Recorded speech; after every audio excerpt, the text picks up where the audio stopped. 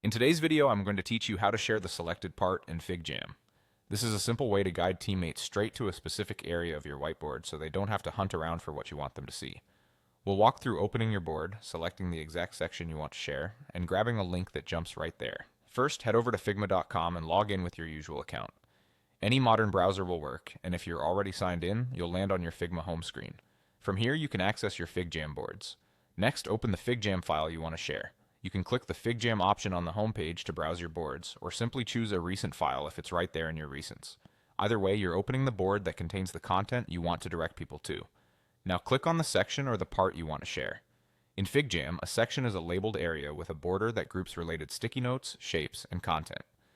It's designed for exactly this purpose, organizing information and pointing others to it. To select a section, click its title bar or the section's border so it's clearly highlighted. If you're zoomed out, zoom in a bit so you can confidently select the section itself rather than individual objects inside it. Clear naming helps here too. A section title like Sprint Planning or User Research Notes makes it obvious to you and your collaborators what they'll be opening. With the correct section selected, right-click on it and choose Copy Link to Section. This copies a smart link to your clipboard. That link tells FigJam to open the file and jump directly to the section you selected, keeping everyone focused.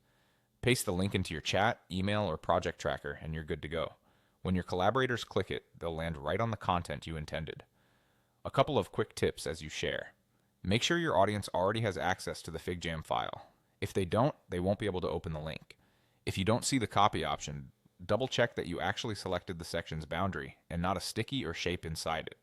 Renaming your sections before sharing can also reduce back and forth and help people understand the context immediately. And that's it. You've gone from opening your FigJam file to copying a direct link to a specific section, making collaboration faster and clearer for everyone.